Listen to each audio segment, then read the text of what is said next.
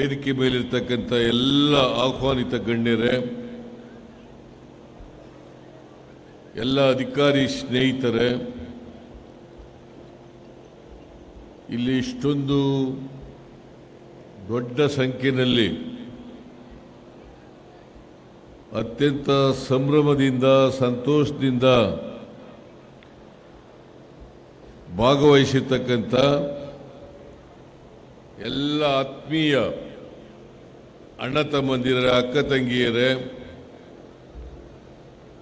ಎಲ್ಲ ಯುವಕ ಮಿತ್ರರೇ, ವಿದ್ಯಾರ್ಥಿನಿಯರೇ, ಮಾಧ್ಯಮದ ಗೆಳೆಯರೇ, ಇವತ್ತು ಸಿಂಧನೂರು ವಿಧಾನಸಭಾ ಕ್ಷೇತ್ರದಲ್ಲಿ ತಿಮ್ಮಾಪುರ ಏತ ನೀರಾವರಿ ಯೋಜನೆಯನ್ನು ಲೋಕಾರ್ಪಣೆ ಮಾಡಿದ್ದೇವೆ. ಜಲಜೀವನ್ ಮಿಷನ್ ಯೋಜನೆಗೆ ಶಂಕುಸ್ಥಾಪನೆ ಮಾಡಿದ್ದೇವೆ. ಸರ್ಕಾರಿ ಪದವಿ ಪೂರ್ವ ಕಾಲೇಜು ಸಿಂಧನೂರು ಇದರ ಸುವರ್ಣೋತ್ಸವ ಮಹೋತ್ಸವ ಕೂಡ ನಡೆದಿದೆ. ಕರ್ನಾಟಕ ಸಂಭ್ರಮ 50ರ ಪ್ರಯುಕ್ತ ಕನ್ನಡದ ರಥ ಮೆರವಣಿಗೆ ಕೂಡ ಚಾಲನೆಯನ್ನು ಕೊಟ್ಟಿದ್ದೇವೆ. ಹದಿಹರೆಯರ ಹೆಣ್ಣುಮಕ್ಕಳಿಗೆ ಉಚಿತ ಸ್ಯಾನಿಟರಿ ನ್ಯಾಪ್ಕಿನ್ ಪ್ಯಾಡ್ ವಿತರಣೆ ಕೂಡ ನಡೆದಿದೆ.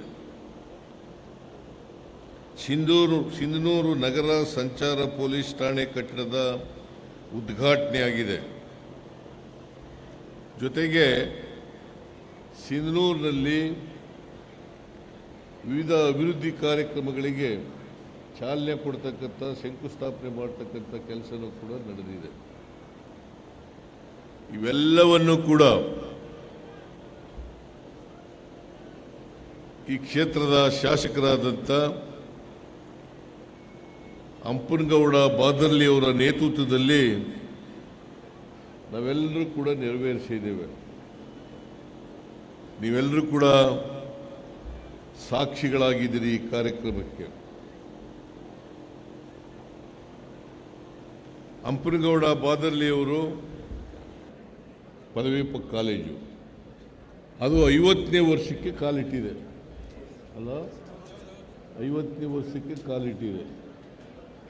ಅಂದರೆ ಸುವರ್ಣ ಮಹೋತ್ಸವವನ್ನು ಆಚರಣೆ ಮಾಡ್ತಾ ಇದೆ.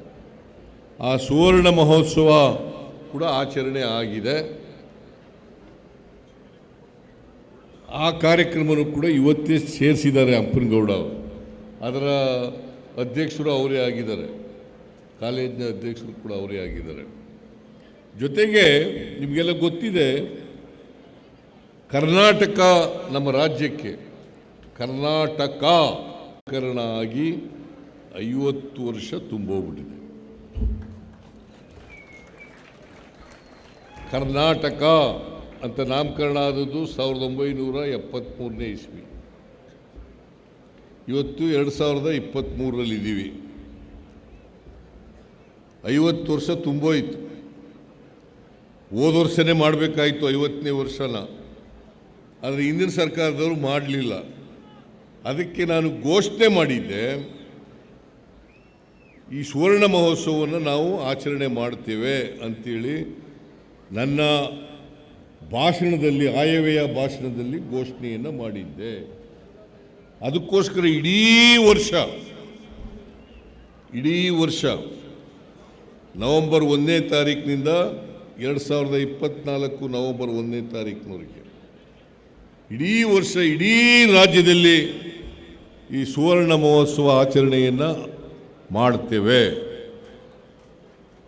ಕರ್ನಾಟಕ ಸಂಭ್ರಮ, ಕರ್ನಾಟಕ ಸುವರ್ಣ ಸಂಭ್ರಮ ಹೆಸರಿನಲ್ಲಿ ಮಾಡ್ತೀವಿ.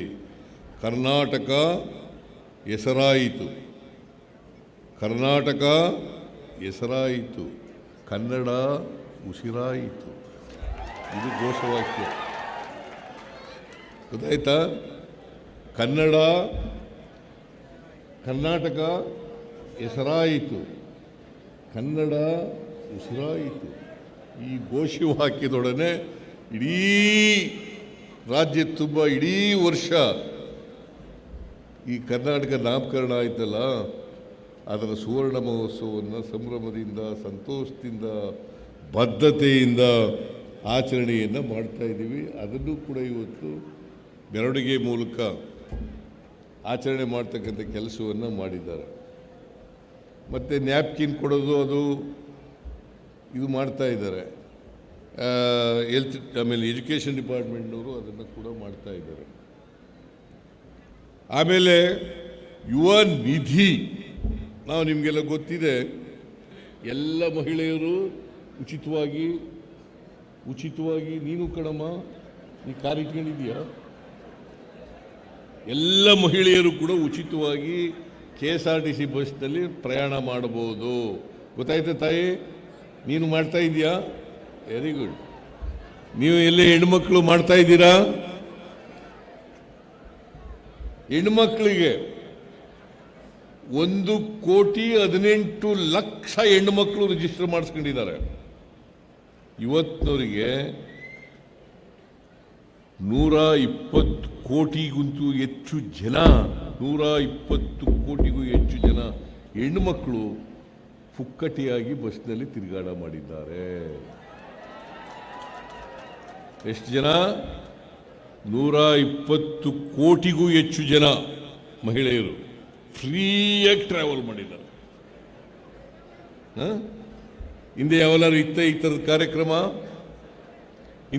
ಯಾವಲಾರು ಈ ಥರದ ಕಾರ್ಯಕ್ರಮ ಇರಲಿಲ್ಲ. ನೀವು ಹೇಳೋದನ್ನ ಗಮನದಲ್ಲಿ ಇಟ್ಕೊಂಡು ಮಾಡೋಣ. ಸೊ ಇಷ್ಟನ್ನು ಹೇಳಿ ನಿಮಗೆಲ್ಲ ನಮಸ್ಕಾರ ಮಾಡಿ ಜೈ ಕರ್ನಾಟಕ, ಜೈ ಸುವರ್ಣ ಕರ್ನಾಟಕ.